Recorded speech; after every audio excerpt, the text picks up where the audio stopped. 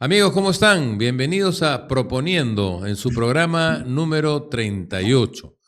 Han pasado muchas cosas entre el programa anterior y este, y hay mucho material para conversar internacionalmente y, por supuesto, nacionalmente.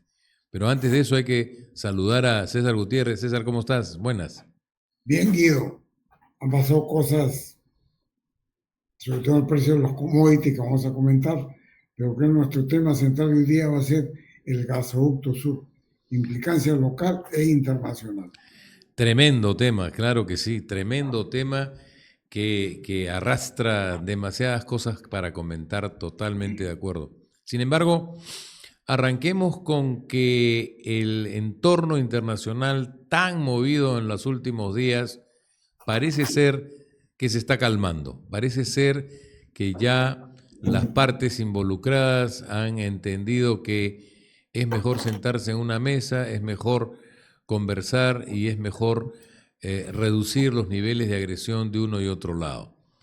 Por otro lado, creemos también que esta decisión que se está traduciendo a través de, digamos, informaciones que nos llegan, está teniendo efecto en muchos terrenos. En el primero de ellos, por ejemplo, César, el precio del petróleo.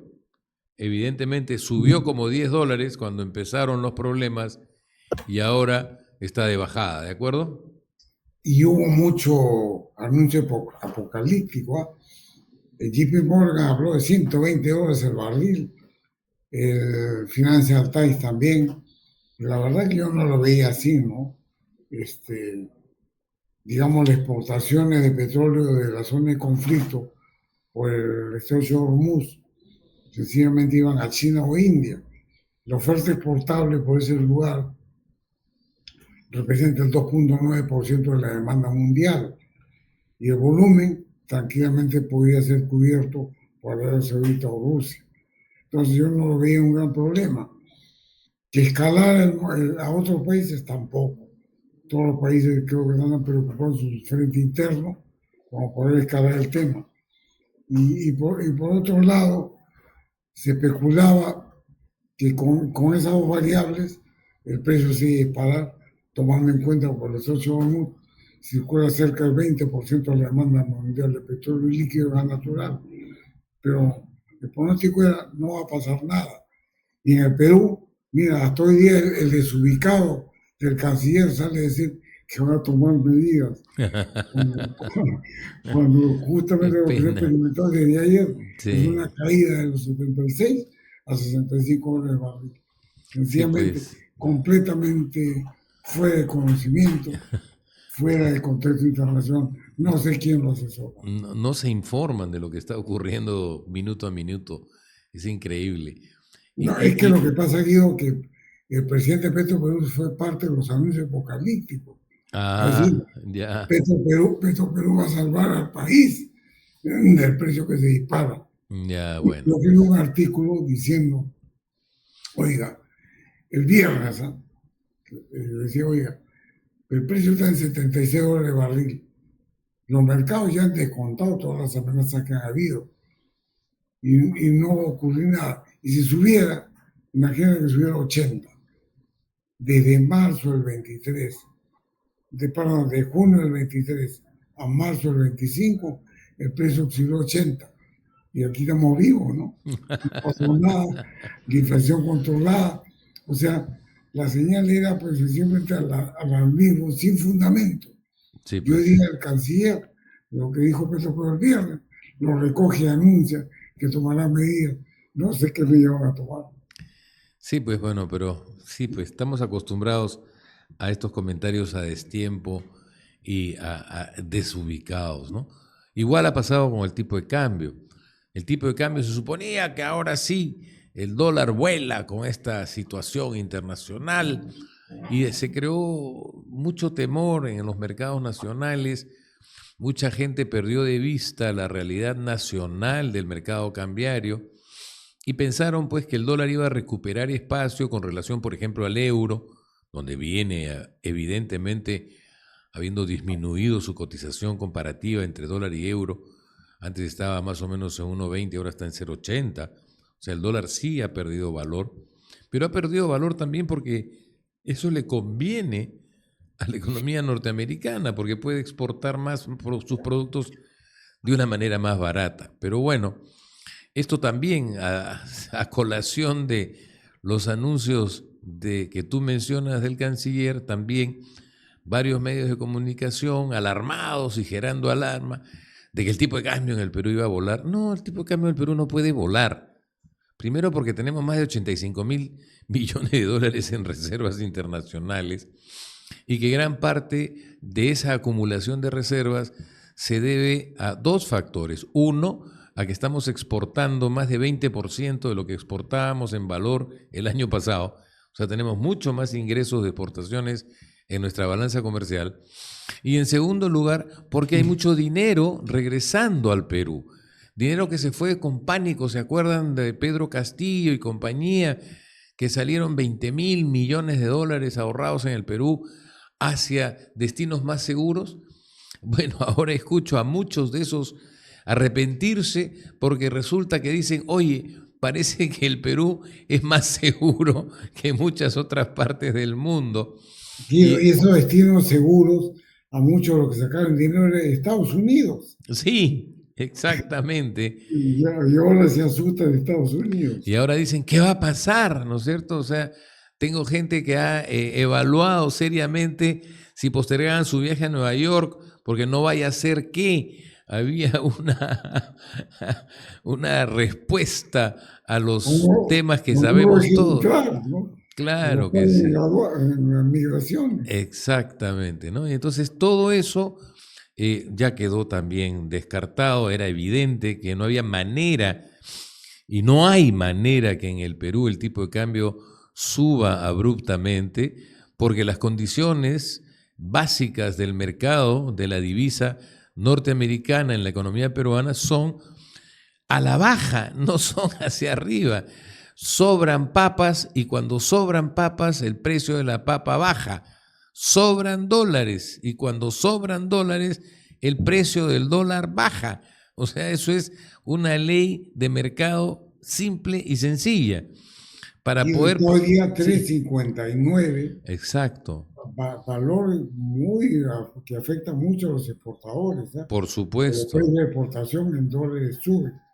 Claro, ahí debería haber intervenido de una manera más eficaz el Banco Central en su política de flotación sucia a comprar dólares para evitar que baje tanto y no dañar tanto a la exportación peruana. Eso es lo que debimos haber visto que ocurriese y no ha ocurrido ni en la magnitud ni en el volumen necesario para sostener el tipo de cambio, porque con 3.58, 3.59, 3.60 están teniendo serios problemas de margen para seguir operando muchas de las actividades exportadoras, sobre todo aquellas que tienen valor agregado, que son las que más nos importan porque son las que más empleo dan. Porque el valor agregado es empleo, por si acaso, señor ministro de Economía, ¿no? O sea, dele una llamadita al Banco Central y pídale que le ayude a sostener el tipo de cambio, pero bueno. Y el tercer tema, mi querido César, es que también se suponía que el oro se iba a disparar de una manera estrepitosa. Bueno, el oro está en menos de $3.300 la onza Troy. Está en 3.200 y por ahí, acercándose a 3.300, pero la tendencia es también a la baja. ¿Qué pasa ahí? Bueno, pasa que los mercados ya incorporaron la inestabilidad, ya incorporaron la dinámica de Medio Oriente, ya incorporaron los miedos iniciales que llevaron el precio del oro a 3.400 y 3.450 inclusive. Mucha gente decía, llega a 3.500. Muérete de risa, yo he visto gente que está pronosticando un oro de $7.000 la onza Troy. Y digo, ya está bien, en algún momento llegará a 7.000, pero por favor, no exageren, ¿no? No perdamos la compostura, el equilibrio, la razón. El valor es 50% mayor que la media del año pasado. Claro, bastante, ¿no? por supuesto, está altísimo a pesar de todo lo que dicen, ¿no? Pero pretender que pueda llegar a 7,000, no me han reír, pues, ¿no? Tampoco, no pueden exagerar. Entonces, todos los indicadores han entrado en una especie de pánico generalizado que no contribuye, por supuesto, a nada de esto, de dar lo que se tiene que dar, información precisa, objetiva, clara, y que permita tomar decisiones adecuadamente, nada más. De eso se trata información, ¿no? Que es un poco lo que nosotros tratamos de hacer acá, César, tú y yo. Pero bueno, ese es el entorno que tenemos, pero en ese entorno nosotros también estamos teniendo algunas movidas, y esas movidas están asociadas a lo que tú y yo estábamos previamente anunciando, que es el tema del problemón del gasoducto. Entonces yo creo que hacemos aquí un corte y regresamos a que tú nos expliques con detalle primero el tema, y en segundo veamos un poco qué está haciendo la fiscal Mori, si no me equivoco, que ha pedido, digamos,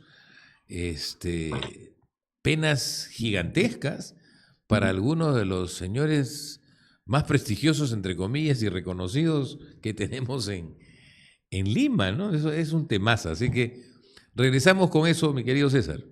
Guido, antes de entrar al tema del gasoducto, que lo has anunciado que es el tema central de hoy día, y ya que estabas hablando del oro, no podemos olvidar lo que acaba de ocurrir, ¿no?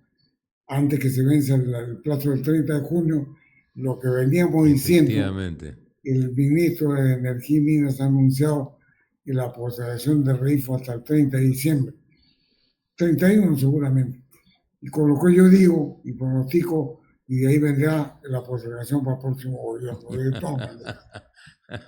Sí, pues a nosotros nos hace gracia, ¿no? Toda esta gigantesca y muy cara o muy adinerada campaña por zumbarse el Reinfo a como sea, culpándolo al Reinfo de tantas males y tantas situaciones desastrosas en la economía peruana, pero el ministro no le ha quedado otra cosa que postergarlo, primero porque no hay ley, porque el Reinfo debía desaparecer con la aparición de la nueva ley de la pequeña minería y la minería artesanal, pero esa ley no ha salido.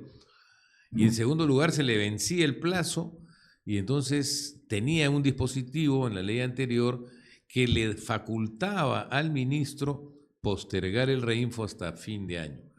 En un momento escuchamos al primer ministro decir que de repente se hacía una ampliación de 2 meses, de mes y medio, y dijimos que eso no funcionaba porque no creemos que salga la ley dentro de mes y medio, porque es difícil, porque nadie está de acuerdo con el borrador de lo que se quiso discutir en el Congreso sobre esa ley, y viene una nueva legislatura con nuevos miembros en cada una de las comisiones respectivas, y entonces casi como que podríamos decir que viene un borrón y cuenta nueva, en cuyo caso en mes y medio un tema tan picante, un tema tan cargado de posiciones contrapuestas, difícilmente se resuelva. Y el ministro, además, ya lo dijimos en nuestra alocución anterior del programa pasado, el ministro la tiene clara. Yo lo he escuchado en el Congreso decir, aquí el problema está entre los posesionarios y los concesionarios. Ahí está todo el problema del Reinfo. El Reinfo es que le ha dado vida legal, aunque todo el mundo no lo quiere aceptar, le ha dado vida legal a los posesionarios. Esto es como que le dieran pues una especie de certificación a los ocupas de propiedades de otros, ¿de acuerdo? Eso se llama ocupa la peruana, ¿no? Es una ocupa minera, ¿no? No es como la ocupa en Madrid o en España, pero es una ocupa. Pero es que estaba vacío, que nadie lo trabajaba. Bueno, pues sí, pues, pero es una ocupa, es posesión. Y la posesión en el Perú tiene una serie de atingencias legales que le dan, digamos, una facultad de estar allí. Igual es en el caso del Reinfo. El Reinfo es un ocupa minero, si quieren entenderlo de esa manera. Entonces, que lo Ahora, hayan me llamó la atención, Guido, Dime. que me ha dicho, y esperemos para que se vayan formalizando. ¿Quiénes? Hay 17.000 en la lista de espera. O Sí, sea, pues. ¿cuál es el incentivo para formalizarse si el mecanismo de la ilegalidad está institucionalizado a todo nivel? Sí, claro, Ninguno. claro. Además, ahora, ya me diste hasta fin de año. Yo me reí hace un rato cuando tú decías, y viene el próximo gobierno, y el próximo gobierno tendrá que enfrentar este problema. Para mí me queda claro que este gobierno no va a resolver el tema del reinfo. Y entonces llegaremos a diciembre. En diciembre estaremos en plena campaña electoral, ¿no es cierto? Porque las elecciones son en abril, imagínense. ¿Quién le va a decir a la señora Boluarte que es el momento preciso políticamente para incendiar la pradera? No, pues no lo va a hacer de ninguna manera, ¿no es cierto? O Y sea, viene la postergación de 6 meses más y llegamos a junio y se cuando hay gobierno electo ya, ¿no? Así que, exactamente, ¿no es no sé, cierto? como No, dicen, nos vemos en las próximas postergaciones. Eso es claro, lo que va. definitivamente, ¿no? O sea, y por otro lado, lo que sí puede ser interesante es que en la campaña le pregunten a los candidatos, ¿y Claro. usted qué hará con el... Vamos a prometer bombardeo, ¿no? ¿No es cierto? Eso sí puede haber bastante, ¿no? Uy, la DBA peruana va a promover bombardeos y digamos, intervención militar, ¿no? Va a venir de todo, ¿no? Así que eso sí probablemente se vuelva un tema picante electoralmente. Eso sí lo vemos con claridad, ¿no? Quisiéramos escuchar alguna propuesta razonable, ¿eh? No he escuchado ni una hasta ahora. Yo tampoco. Empecemos por recortar las áreas de concesión, que como decía yo, en el caso de Poderosa, equivalía a 10 distritos Miraflores. Imagínate. Sí, claro, ¿no? Y además sabemos perfectamente que hay muchas grandes empresas que viven de comprar a gente que tiene el reinfo funcionando y a gente que tiene inclusive el reinfo caduco y que compran ese material y ese material sale exportado como propio. Ese tema es un tema complicado que no está, digamos, legislado de una manera fácil, porque además controlar eso es muy difícil, ¿no? O sea, estamos hablando de actividades mineras a veces a 5.000, 5.100, 5.200 metros sobre el nivel del mar. A ver, pues, ¿qué funcionario del Ministerio de Energía y Minas tiene los recursos, las capacidades y la fuerza suficiente para trepar allá y hacer una detección de que no estás produciendo 15 kilos, sino solamente 10 y que los otros 5 se los estás comprando a esos señores que están más allá?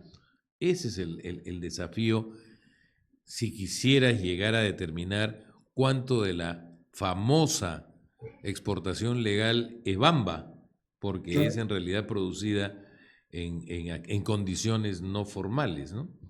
Oye, a También eso hay. propósito, antes de pasar a nuestro tema del gasoducto, ¿qué ha pasado con los vuelos llevando oro desde Perú a Medio Oriente, a Dubái sobre todo? Mira, como Dubái justo estaba en la ruta peligrosa del conflicto, las grandes compañías de aviación, llámese KLM, llámese Air France, suspendieron sus vuelos a esa zona. Y al suspender sus vuelos a esa zona, por un tema obviamente de seguridad, lo que ha generado es que la exportación formal, normalmente la que sale por el aeropuerto, toda con documentación y demás, no la que se va a Bolivia, la que se va a Brasil, ¿no? Y a otros sitios, porque evidentemente hay varios puertos de salida del oro informal en nuestro país, pero la del formal también ha tenido problemas.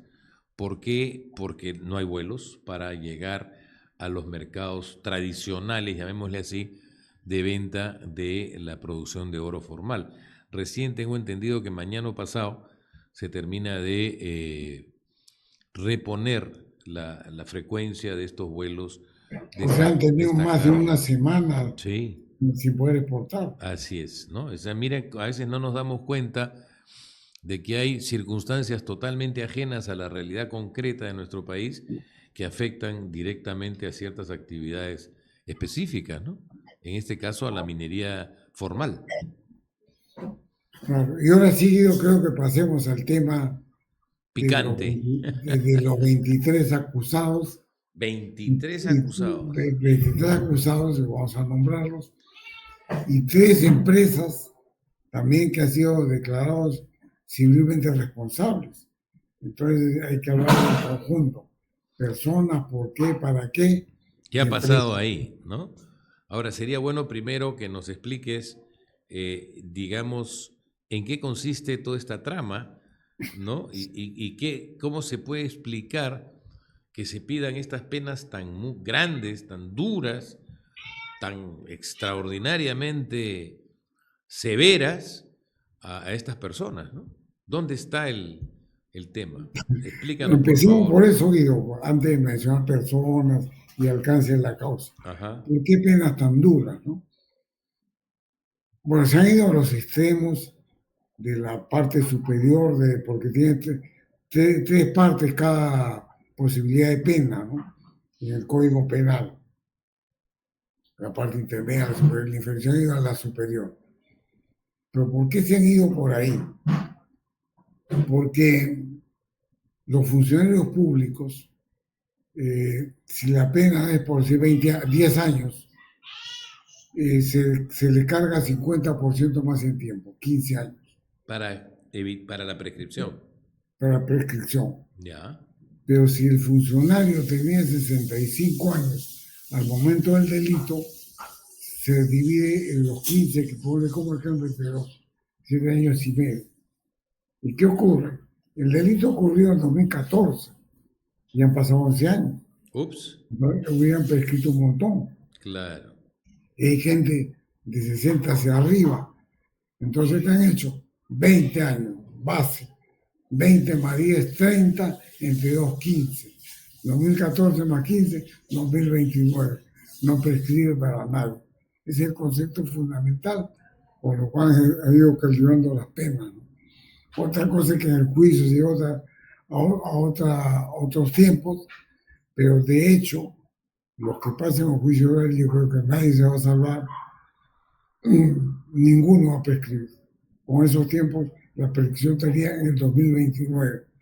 Y un estimado de plazo entre control de acusación y juicio oral, una sentencia yo la preveo en diciembre del 28.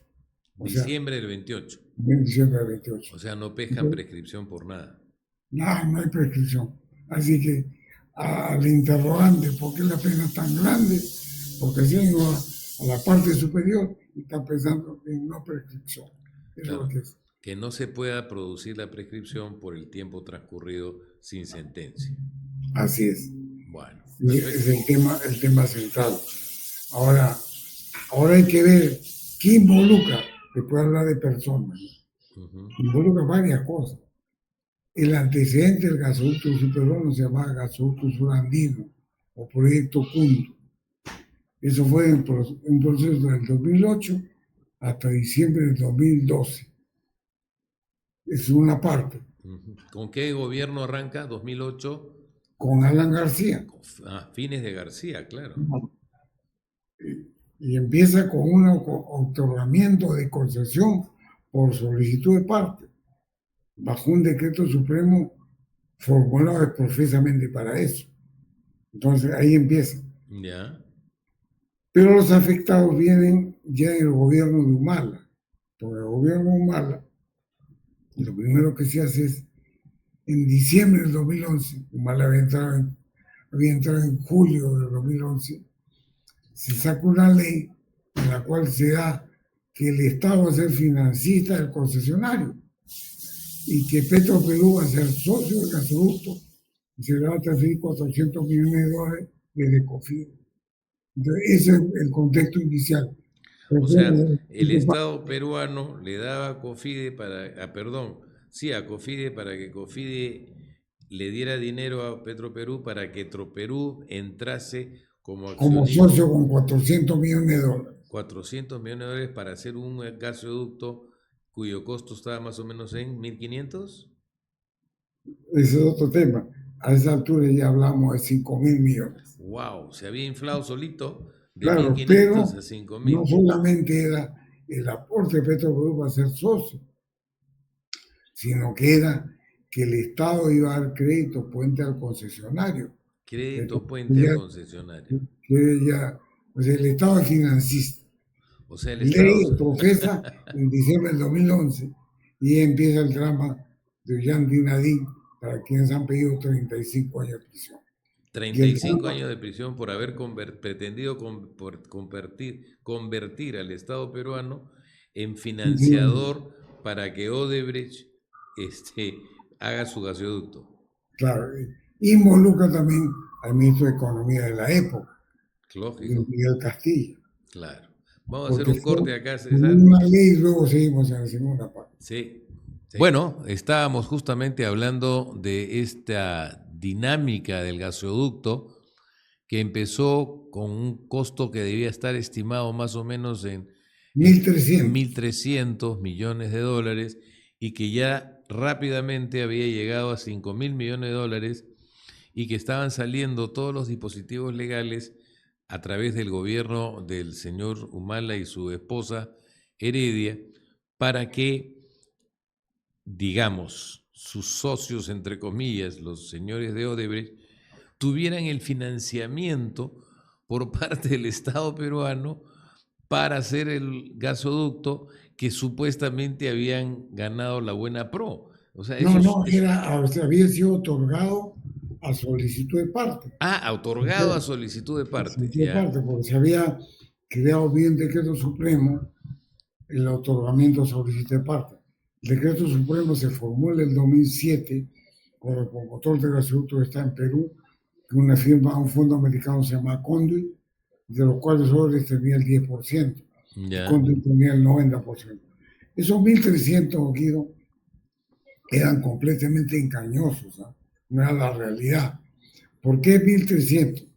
Porque con este decreto supremo de solicitud de parte decía, para otorgarte tienes que tener una fianza del 5% del monto estimado de la construcción. ya, Entonces yo soy cauteloso, pues. La construcción de 1.305% es 65 millones de dólares. Que luego vamos en este proceso, también generó otro lío en el camino, con acusado de por medio. Entonces los 1.300 no era verdad. La verdad estaba más cercano a los 4.000, pero ya se anunciaba en diciembre de 2011 que era 5.000. o Ya, sea, se puso 1.300 para que el costo de la fianza sea menor, claro, así es. dicho sea de paso, ya, Entonces ya viene el primer hecho que la fiscal Giovanna Mori dice, "Oh, esto es una continuidad de cosas que quiere favorecer". Y ahí lo involucra a Llanto, a Nadine y a Luis Miguel Castillo.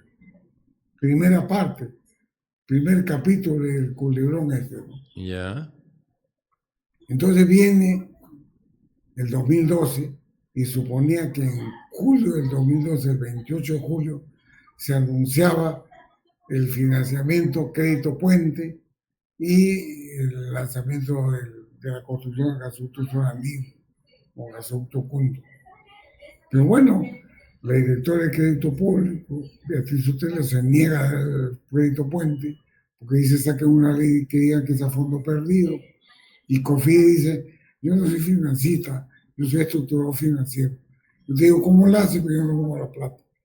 Entonces eso se frustra. Así, el 21 de julio del 2012 se frustra. Y el 28 de julio del 2012 que se es, anuncia el nuevo esquema de gasoducto subperuano, pero sin tener ley. Y en diciembre del 2012 se formula la ley del gasoducto subperuano, donde nuevamente Ollanta y Nadine están involucrados, está involucrado River Castilla, y ya incorpora un ministro más, al ministro de Energía y Minas de la época, Jorge Medina. Y el viceministro de Energía y Minas de la época, Edwin Quintanilla. Entonces, ahí ya todos los involucrados. claro, y ahí llegamos a diciembre del 2012. En enero, por inversión, decide lanzar el proceso. Y se suponía que se iba a otorgar máximo en diciembre del 2013. Jorge Merino como ministro apostó porque hubiera competencia. Y entonces cuando se acercaba diciembre, el consorcio competidor, que había uno nomás, le dice, me falta tiempo. Y posterga él para febrero. Ahí Jorge Merino se la estaba jugando. En febrero le piden otra postergación más. Y él decide para junio. El día que es eso, ese día lo despide el ministro. Y entonces Eliodoro Mayor.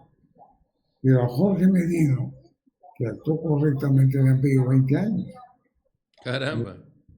Lo están metiendo por el tema de la ley del año 2012, de diciembre de 2012.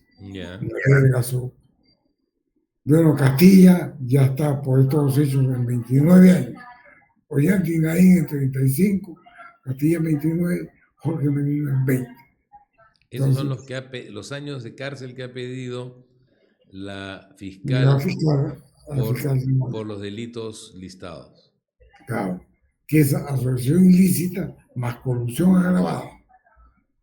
Y no Se hay la lavado de activos ahí. No, asociación ilícita y corrupción agravada. Bueno, de ahí, en junio de 2014, se realiza el concurso. Entonces, la fecha prevista para la buena prueba el 30 de junio. Ya. Y el 27 de junio se presentaba sobre técnico, sobre económico.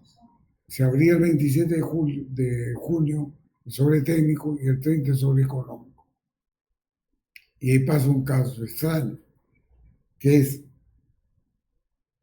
una semana antes se había creado un formato que decía, diga usted si está en un consorcio que mantiene a los mismos socios y a los mismos porcentajes. Y ese formato debe presentarlo usted en el sobre de propuesta técnica. Bueno, todos presentaron en la mesa y dijeron, somos los mismos en la misma cantidad. Y habían dos consorcios, Odebrecht con Enagas. Y el otro consorcio era Siempre Americano, Techin argentino, TGI colombiano, ¿no? Y estaba a GDF Suez, francés. Bueno, en el acto de apertura presenta y se presenta el representante del jefe Suez y dice, oiga, acá hay un sobre adicional. El notario se niega a recibir el sobre adicional, pero lo ingresan por mes y parte. ¿Y qué es el sobre adicional? Que no, eso que se dice en el sobre, que 25%, jefe soy ya no soy 25, soy 2%. 2%. 2%. Materia suficiente para que lo descalifiquen. Claro. La pregunta era, ¿cómo es esto? Tú estás buscando que te descalifiquen. Y había una turbulencia entre el 27 y el 30 de junio.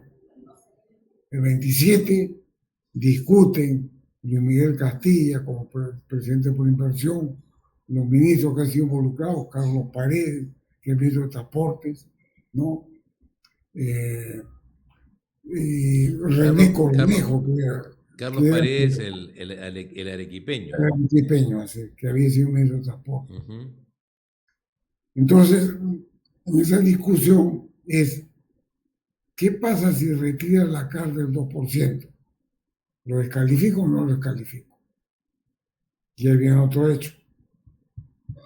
Preguntan al abogado externo que pertenecía al estudio del mar, no se apellida Ronceros, que está en el Mundial.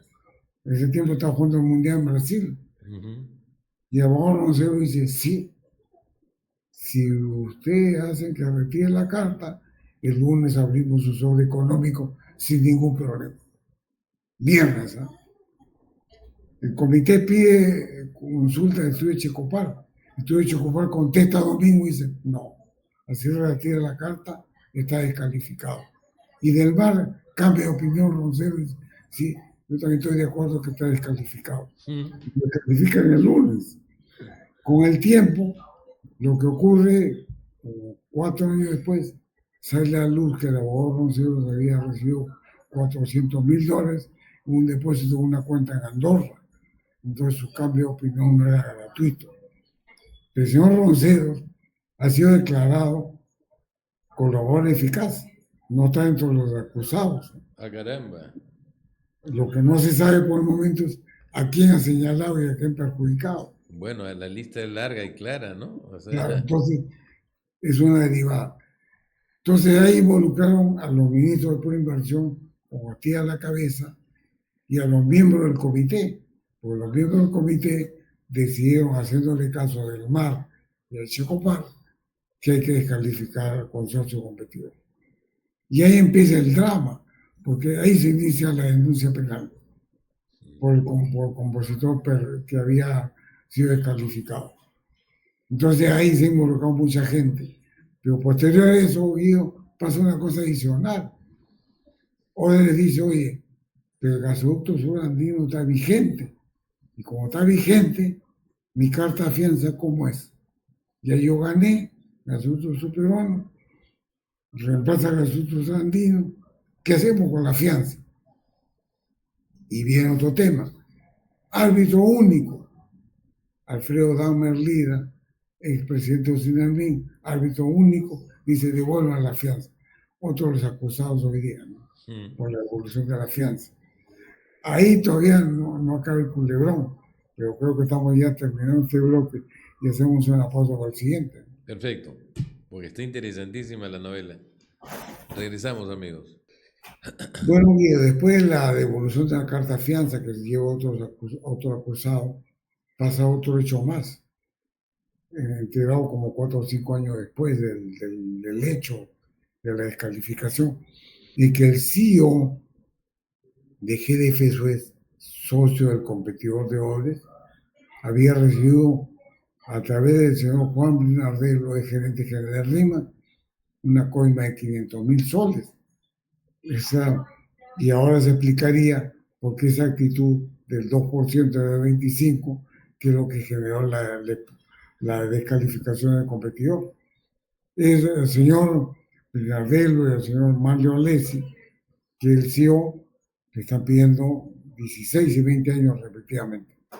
Entonces, ahí va ya un poco el resumen de los 23 denunciados o acusados. Y ahora hay 3 empresas. El Consorcio de Gasoducto Superuano, tercero civilmente responsable, Odebrecht, Enagás, Graña y Montero. La empresa de transporte de gas, que es 100% de Graña y Montero en ese momento, y Enagás, la filial peruana de Enagás, que es española. Con eso cierran el círculo y eso es lo que tenemos. 23 acusados y 3 empresas civilmente responsables. Ahí es un poco el resumen del gasoducto en breves palabras. Tremendo tema, tremendos monstruos de pedidos de sentencias y bueno, veo un gran movimiento de abogados defensores porque ahí va a haber mucho que discutir y mucho que hablar, a pesar de que el tema es tremendamente técnico, pero la parte discutible son todas las decisiones políticas que están allí. No es un tema, en el fondo no es un tema técnico, ¿no? O sea, pues tú, ¿por qué coima hiciste tal cosa o tal otra? Es Claro. así de rápida y podría ser violenta la sentencia de muchos de estos personajes, ¿no? Ahora, para terminar esta parte, podríamos seguir hablando seguramente 2 o 3 años más. La denuncia tiene 10.000 folios, Pala. 50 tomos de 200 páginas cada uno. Qué bárbaro. Así que habrá mucho por comentar, como para varios años. Sí, claro que sí. Bueno, Ahora pues. pasar a cosas ya más pedestres y muy inmediatistas. Y menos virulentas en términos de sentencias y procesos. Cuéntame, César, ¿quién va a ser fiscal de la nación en el Perú? ¿Tienes idea? Yo ya ando muy confundido, pero creo, mira lo que me voy a apostar a decirte, ¿eh? Creo por todo lo que veo y escucho y husmeo, creo que la señora Delia se queda. ¿Tú qué piensas? Yo pienso que sí, Ah, tú también. sí, está resistiendo. Sí, Mi claro. impresión es que está lo correcto. Mira, dos cosas, ¿no? Primero, día, ¿qué está exigiendo? Dice que hay un acta por unanimidad de 6, el pleno es 7, uno no participó, el señor Tábara, pero 6 participaron y 6 es quórum, y con unanimidad de 6 se puede tomar decisión. Pero ¿hay el documento firmado? No se le ha visto, Eso ¿no? es lo que está reclamando Delia, pues. Lo que Ajá. está diciendo, oiga, lo que usted me ha circulado tiene la firma del presidente del tribunal, de la Junta Nacional de Justicia. ¿Y por qué no me muestra el acta con la cifra? No hay Claro. respuesta. Llevamos Ajá. una semana en ese tema. Mi interrogante es que no han firmado, hay alguno que se ha abstenido. ¿Qué ha pasado? Es una gran interrogante y un buen requerimiento de Ley Espinosa. Pero, pero están arremetiendo. ¿Ah? Hoy día pidió la Sí, fuerza pública, la Junta Nacional de Justicia, que intervenga, sí, que claro. entre y expulse a Ley Espinosa. No, y ya hay un documento de la Policía Nacional reconociendo a Patricia Benavides como fiscal de la Nación, ¿ah? En un proceso Puede para ser, puede ser. brindarle seguridad en su calidad de fiscal de la Nación. O sea, ya la Policía Nacional se alineó con la Junta Nacional de Justicia, ¿no? Ahora, el tema es que tan pronto salió ese comunicado del oficial de la policía, en la página web de la policía envían un tuit diciendo que no son deliberantes, que no toman posición, que no les corresponde. Ah, caramba. Entonces, ¿qué cosa es eso? ¿Quién autorizó el tuit? Insubordinación, ¿cómo se toma eso? Es un tema complicado. Claro. ¿Qué facultades tiene la Junta para echarle a la policía a poder expulsar a una persona? Yo no sé si tiene esas facultades. Pero digamos, desde el punto de vista de Elia reclamando la firma, me parece correcto. Reclamar la firma de quien te está destituyendo, a mí me parece por lo menos aceptable, ¿no? Mínimo. Oye, me están destituyendo estos señores, necesitan 6 votos, hay 6 votos, me dicen que hay 6 votos, muéstrame dónde está establecido los 6 votos, nada más, ¿no? Y hay un tema adicional, ¿no? Patricia Benavides había judicializado su destitución Ujú. y en la audiencia que genera la restitución le preguntan, ¿usted ha judicializado? Dice, sí. Entonces, una autoridad administrativa como la Junta Nacional de Justicia no puede abocarse sobre una disputa legal. Cuando Eso ya no está en cambia. camino la resolución Claro, del entonces eso tema. es lo que también reclama Delia, ¿no? Me Ujú. parece que tiene razón.